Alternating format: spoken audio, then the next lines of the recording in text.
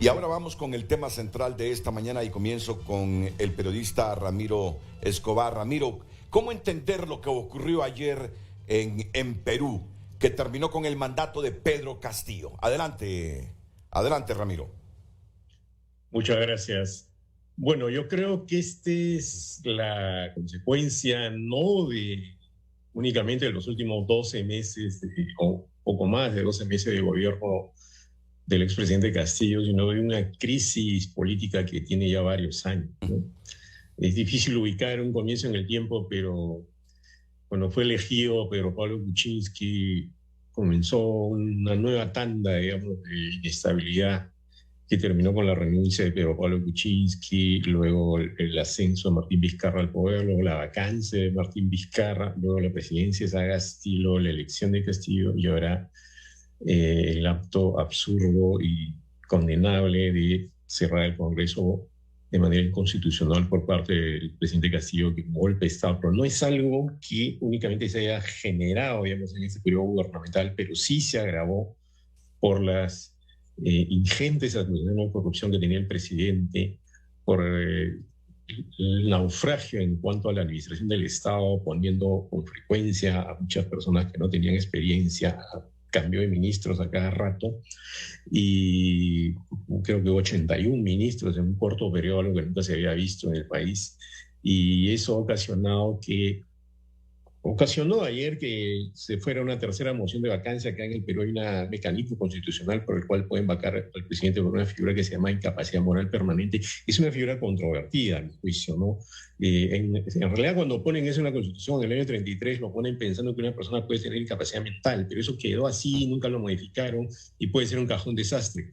Ya por ese motivo vacaron a Martín Vizcarra, el expresidente, y ahora lo hicieron con Pedro Castillo, pero en este caso creo que ya las pruebas, el golpe de Estado, todo era tan abrumador que la votación del Congreso fue aplastante, 101 votos de 130 para proceder a esta destitución, y ahora el presidente está preso. Es increíble, ¿no? En pocas horas se volvió el partido, digamos, para hablar en términos futbolísticos, y creo que el presidente no tuvo, digamos, la imaginación mínima para saber qué hacer en un momento de crisis política, ¿no? Y perpetra esta barbaridad, y felizmente hemos reaccionado de ese modo, pero yo creo que con esto la crisis no termina, ¿no? Es un capítulo más simplemente, ¿no?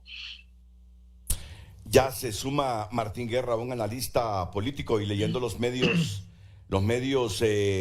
peruanos, viendo la televisión peruana, todo lo que se desprende de Perú, resulta que he visto y leído algunas informaciones en el sentido que no tenía el Parlamento ni los votos que ya dice la Constitución peruana para aprobar esa moción de vacancia. Martín Guerra, que el señor Pedro García se apresura y anuncia la disolución del Parlamento, y luego lo que ocurrió. Adelante, y gracias por compartir esta mañana con Frente a Frente de Televicentro, Canal 5, en Tegucigalpa, Honduras. Martín Guerra. Muy buenos días, un saludo a Televicentro, a ustedes como periodistas y al pueblo hondureño que nos escucha. Como en todo proceso político siempre van a haber opiniones distintas, ¿no? Algunos que existen para opinar y blindar a los más poderosos y tratar de defender siempre las medidas autoritarias de las viejas oligarquías, y otros que tienen una mirada desde el movimiento popular. La mirada mía viene desde el movimiento popular. Y por lo tanto, me parece increíble escuchar un análisis donde se critique la decisión soberana del presidente Pedro Castillo, pero no se haga ninguna crítica al Congreso de la República, Congreso que ha actuado en satrapía, Congreso que desde hace año y 5 meses que el presidente juramentó su cargo, ha venido boicoteando y obstaculizando cualquier medida, no solamente gubernamental, sino ministerial. Ha sancionado ministros, ha lanzado la grita a las calles con movilizaciones que en realidad eran minoritarias, pero que fueron sumando una animadversión pública hacia algunas decisiones que el gobierno tomó. Mi crítica hacia Pedro Castillo más bien es la que siempre sostuvimos, ¿no? Que debió radicalizar el programa por el cual fue elegido, que debió tomar medidas más concretas contra los golpistas, porque esos son golpistas, el Congreso de la República y el Poder Judicial, así como la Fiscal de la Nación, son golpistas. Personalidades a quien no he escuchado en ningún momento del análisis que se critique por graves indicios de corrupción, en especial a la Fiscal de la Nación, y una serie de congresistas que por la inmunidad parlamentaria no se les puede procesar pero que están, pues, por citar un ejemplo, la señora Chirinos, cuestionada totalmente por índices de corrupción y de asociación ilícita para delinquir. Es un Congreso que ha obstaculizado a un presidente débil que no supo articular con el movimiento popular. Probablemente pensó que concediendo a la derecha y cambiando ministros por presión de la derecha, no por debilidad, no porque no supiera a quién elegía, sino por presión de la derecha principalmente. Lo otro es complementario, ¿no? Terminó contra la pared y enfrentando acusaciones que hasta el día de hoy, las acusaciones famosas de corrupción a las que se suman los diarios de la concentración mediática, porque en nuestro país 2 familias son dueñas de los medios masivos de prensa, eso también hay que decirlo y hay que asumirlo y decir de dónde uno percibe sus salarios, ¿no? De un monopolio de los medios de comunicación, no una comunicación abierta, no hay una democracia de los medios en nuestro país y los medios se sumaron también a esta grita contra un gobierno popular. El mensaje que ha lanzado ayer la derecha unida y los medios de comunicación que no entrevistan congresistas críticos de los 6 que votaron en contra de la famosa vacancia, muchos han tratado de defender su curul, el mensaje que han mandado es que un hombre del pueblo, una persona humilde que representa las zonas rurales de nuestro país, no puede gobernar, porque no se le ha dejado gobernar y eso no puede ser ignorado y sería muy sinvergüenza negar la obstrucción que ha tenido el Congreso de la República y el lawfare que se ha planteado en instancias judiciales, en instancias de instituciones del Estado al presidente Pedro Castillo. Mi solidaridad con el presidente Pedro Castillo y con su familia en este momento injustamente detenido y mi solidaridad con el pueblo de Arequipa, con el pueblo de Abancay, con el pueblo del interior del país que ha marchado hasta altas horas de la noche reclamando por el golpe que se ha dado desde el Congreso, porque es un golpe muy preparado desde anticipación y que lamentablemente las últimas decisiones de debilidad política y de falta de correlación de fuerzas y de traición desde el interior del gobierno, muchos que iban a estar con la medida tomada y que al final terminaron saliéndose del gobierno, han llevado a este estado de cosas donde tenemos a una señora presidenta de la República que ha traicionado, ha sido desleal al voto popular y a quien decía que iba a blindar hasta las últimas consecuencias, ¿no? La lealtad es muy importante en política.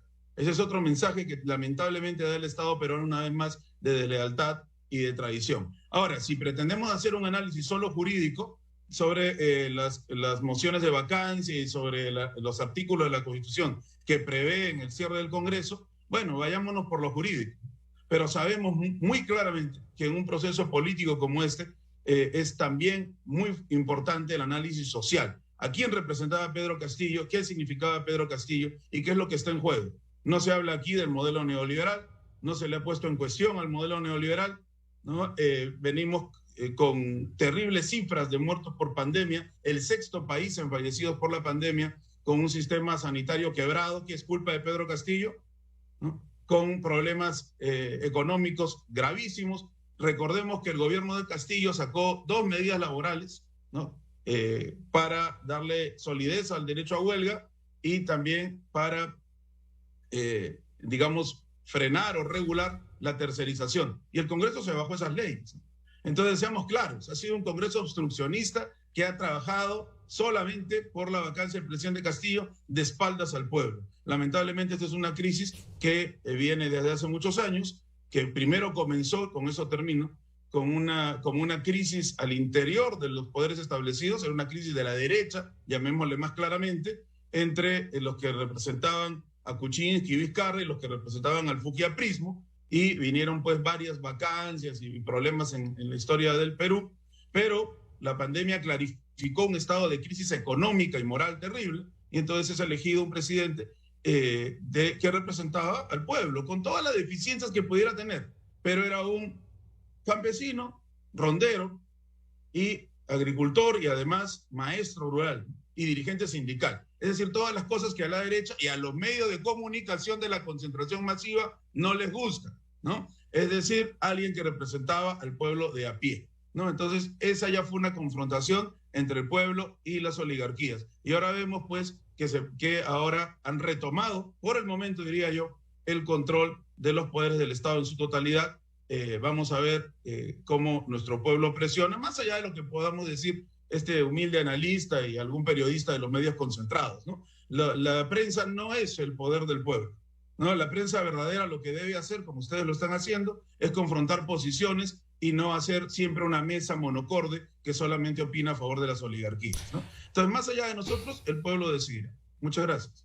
Ramiro Escobar ha escuchado a Martín Guerra, tiene una visión clara de qué es lo que ha sucedido en Perú. Los golpistas, según Martín Guerra, son los diputados del Parlamento que destituyeron a Pedro García. No, Pedro Castillo. A Pedro Castillo, perdón, a Pedro Castillo, sí, a Pedro Castillo. No solo es que ayer con 101 votos lo destituyen, sino que, según Martín Guerra, obstaculizaron la labor del Ejecutivo. Quiero dar un dato adicional. La vicepresidenta que ayer mismo fue juramentada como presidenta, Dina Boluarte, es una abogada de 60 años, que justamente llegó con Pedro Castillo al poder. Pero luego fue expulsada del Partido Marxista Perú Libre, supuestamente porque no compartía los pensamientos del secretario general de este partido, el neurocirujano Vladimir Cerrón. Pero bueno, le pregunto a Ramiro, ¿coincides con esta visión que tiene Martín Guerra o disientes, Ramiro? Bueno, coincido en varias cosas que ha dicho, ¿eh? No sé por qué Martín parece insinuar que estamos en teorías diametralmente opuestas. Yo, por supuesto, que creo que el Congreso es un problema, el Congreso está lleno de personas corruptas, el Congreso intentó obstruir al presidente. En lo que no coincido es en, digamos, nublar la parte de responsabilidad que tenía el presidente. Y Martín, quiero decirte con toda sinceridad, yo no trabajo para la prensa concentrada, no sé si lo sabías, si me has hecho esa insinuación, y es completamente falsa. Yo escribo en el Diario de la República y en el Diario del País, así que creo que estás equivocado en esa precisión o esa apreciación que tienes.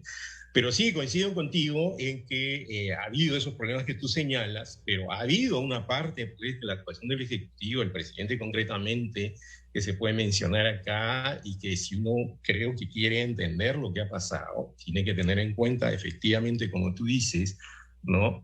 La estructura mafiosa que está no solo en el Ejecutivo, sino en el Legislativo, en la propia Fiscalía. La Fiscalía de la Nación efectivamente tiene acusaciones muy serias por aparentemente, o más que aparentemente, haber blindado a su hermana en un juicio por narcotráfico.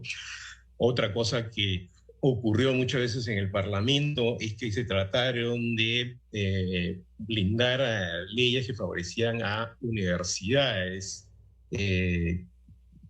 llamadas Acabamba, ¿no? Para que se entiendan, en Honduras son universidades que no tenían los estándares, y los votos para, por ejemplo, bajarse a la Superintendencia Nacional de Educación, que es un organismo que supervisa las universidades, ¿no? Vinieron de varias bancadas, incluyendo las de Perú Libre y las de la oposición, ¿no? Entonces, es verdad, como él dice que ha habido ese tipo de problemas, es verdad que se le ha tratado de supervisar al presidente, le negaron la salida a reuniones internacionales 3 veces por lo menos, ¿no? Es cierto que estaba acosado por el Congreso, pero creo que él mismo, y eso es evidente, y eso ha sido corroborado por numerosas investigaciones, ya no solo periodísticas, sino judiciales, que por ejemplo hay un ministro, el exministro Silva, que está prófugo, ¿no? Y lo último que salió es que aparentemente lo ayudaron a escapar, ¿no? Hay tiene 7 procesos judiciales del presidente por lo menos. Y hay uno que tiene que ver, por ejemplo, con un grupo de empresarios en Chiclayo a quienes presuntamente favoreció. No, yo nunca he sido de los que he dicho que el presidente es totalmente culpable, pero sí creo que debía afrontar su juicio y que todos los indicios que había llevan a pensar que estaba seriamente involucrado en favorecimientos a amigos, parientes. Y además en algo que fue penoso, ¿no? Y es poner en puestos clave a personas que no tenían capacidad de gestión ni experiencia. Y yo soy de los que siempre ha rechazado, y pueden leer mis columnas, pueden buscarlas, esas acusaciones de racismo y de clasismo, o con vena clasista, o esas, digamos, brotes de impulsos racistas y clasistas que en todo este tiempo han estado flotando un poco en odio social y que se dirigían constantemente por el presidente, y que yo siempre condenó, y lo hice ayer en 2 entrevistas en canales colombianos. Pero, ojo, nada de eso debe nublar la constatación de que la experiencia, la gestión de Castillo, la gestión de algunos ministros, la mayoría, y los naufragios que ha habido a nivel de administración del Estado eran evidentes, ¿no? Entonces, si yo he señalado estos mecanismos para vacar al presidente, yo hubiera preferido que él renuncie, ¿verdad? ¿No? Eso era, desde mi punto de vista, lo más sano, porque ya la marea estaba demasiado alta y era muy tóxica. Pero bueno, cuando él da un golpe de Estado, porque eso fue lo que ocurrió ayer, o sea, simplemente cerró el Congreso por una vía inconstitucional. En el Congreso se puede cerrar cuando hay dos cuestiones de confianza, es un mecanismo por el cual se aprueba o no se aprueba propuesta del Ejecutivo. Entonces se puede cerrar el Congreso. Martín Vizcarra lo hizo. Pero lo que hubo ayer fue un golpe de Estado. Y eso incluso parlamentarios de izquierda votaron a favor de la vacancia del presidente. Y eso la propia izquierda lo ha criticado. Entonces, creo que me parece más sustancioso discutir cuáles son las razones sociales, políticas, incluso culturales y hasta morales, de por qué estamos llegando a esta situación. Bueno, y se los digo que desde este rincón del continente nos sorprende que todavía la situación financiera, económica de Perú no se haya agravado más, porque ya tenemos algunas décadas de ver a una nación peruana con mucha inestabilidad política. Ya el término vacancia se nos vuelve muy natural y recurrente en Honduras de lo que pasa ahí en Perú. Y termino con Martín Guerra. ¿Consideras que lo de Pedro Castillo fue un golpe de Estado? Soy reiterativo con esta pregunta porque creo que ya dijiste que no consideras que fue un golpe de Estado, pero mejor planteado así. ¿En qué se equivocó ayer Pedro Castillo, Martín? Dos cosas. La primera, no aludía a Ramiro Escobar en... Bueno, así lo hiciste cuando dices, está hablando un periodista de la prensa concentrada y un analista político. ¿Cómo decís si lo hiciste? No dije así exactamente. Me refería a la prensa concentrada en general. Pero bueno, ya. Ahora, okay. La República está en la prensa concentrada, pero no me refería específicamente a no hay usted, problema. Ramiro, no. Si se entendió así, en todo caso, no me refería. Me refería a lo que ayer vimos en los canales de televisión de nuestro país, el Perú, donde entrevistaban solamente a los congresistas que han estado en esta labor de secuestro y boicot de las decisiones soberanas durante años y 5 meses. A eso me refería con fuerza, ¿no? Ahora, sobre la pregunta que nos hace el compañero periodista, coincido en algo que dijo Ramiro Escobar al final de su segunda intervención. Es importante, más allá de la figura del golpe, que definitivamente no voy a eludir esa respuesta, la digo al final, ver las razones de por qué está ocurriendo esto en nuestra patria, ¿no? Nosotros lo caracterizamos como que los primeros problemas que se dan, digamos que se clarifican, ¿no? A partir de 2015, 2016, son problemas de una pugna entre los poderes oligárquicos, los poderes tradicionales, fácticos en nuestro país, que no había logrado resolverse porque después de la dictadura fujimorista, y no es válido analizar la dictadura fujimorista solamente por los hechos punibles, por la persecución o desaparición de personas, que obviamente son hechos terribles, sino por el modelo neoliberal que se aplicó, que en todo el mundo ha demostrado ocasionar miseria y pobreza extrema, ¿no? Tan es así que, por ejemplo, el Perú no puede renegociar con total facilidad los tratos de concesiones o privatizaciones de recursos estratégicos como la minería, por ejemplo, ¿no? Por citar solo un ejemplo. Y se han privatizado una serie de servicios y derechos de nuestro pueblo, ¿no? Entonces, eso es también importante, no separar que para mantener el neoliberalismo se necesitó una dictadura, ¿no? No fue el único país de América Latina. Y cuando esto concluye, el 2000, desde el presidente Alejandro Toledo hasta los que continuaron, señalaban que ese iba a ser fujimorismo sin Fujimori. Frase exacta de Alejandro Toledo, que por cierto, demostrado que participó en una serie de acciones de corrupción y vive tranquilo en los Estados Unidos, ¿no? Por poner un ejemplo.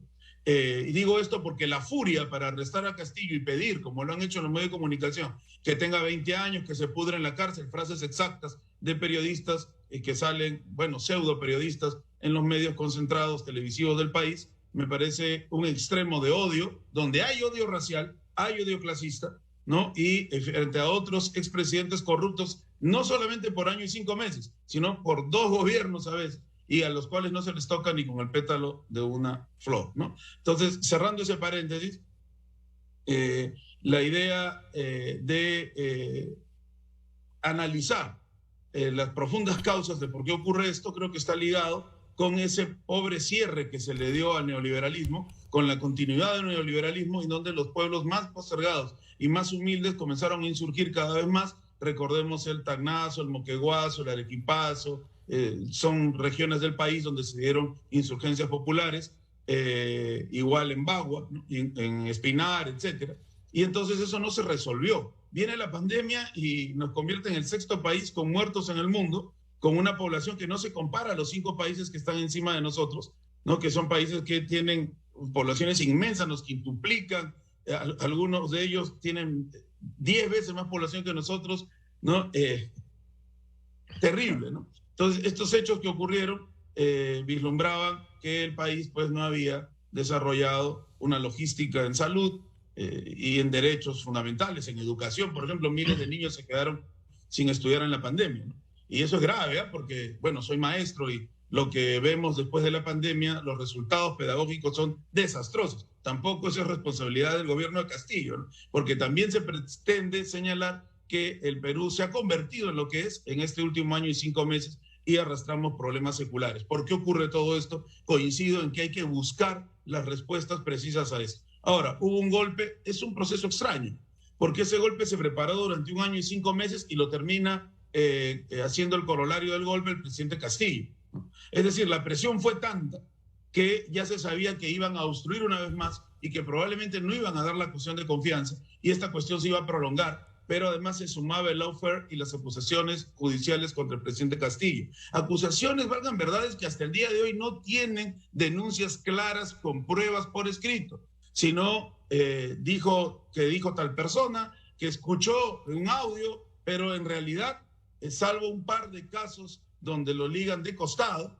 no hay una acusación directa contra el presidente con pruebas. Entonces se ha armado todo un tinglado porque, más allá de Pedro Castillo, lo que significaba Pedro Castillo en la presidencia, y ojo con lo que estoy diciendo, más allá de Pedro Castillo, lo que significaba él en la presidencia era probablemente una crítica, aunque sea suave, al modelo neoliberal, colocar a los marginados de siempre en el sillón presidencial, y esto se ha perdido, lamentablemente, ayer. ¿Y cuál fue el error? Lo que le dijimos en 1001 conversaciones y en tantas entrevistas que hemos dado y conversatorios, artículos, etc. El presidente Castillo debió gobernar con el pueblo. La izquierda también, la izquierda oficial de mi país, tuvo también serios errores. Pensaron que estar cerca del presidente Castillo era esperar cuotas de poder, secuestrarlo también a su manera y fallar. Hay una izquierda popular, ¿no? Que es la que ha salido ayer a las calles, ¿no? La izquierda popular, como este pueblo que se coloca a la izquierda de los acontecimientos lamentables del país. Pero estas dilaciones de confiar más en ir concediendo a la derecha lo que le exigía, para muestra un botón, nombra ministro de Relaciones Exteriores Héctor Béjar, la derecha hace un escándalo, ¿no? Tildando de terrorista a Héctor Béjar, inmediatamente le pide su renuncia. Eso ocurrió, ni bien había juramentado como presidente. Y a partir de ahí comenzó a retroceder. Entonces, cuando ha querido tomar una acción, más allá de lo jurídico, analizando políticamente, probablemente que hubiera tenido el aval popular, porque la gente clamaba el cierre del Congreso, ya fue muy tarde, no había correlación de fuerzas, creemos que estaba infiltrado además por una serie de personajes que parecían blindarlo, pero al final se fueron toditos más rápido que volando. Entonces, el error fue estar sin coordinación con su pueblo. No quiero decir de espaldas al pueblo, puede ser muy grueso. Es terrible hacer leña del árbol caído.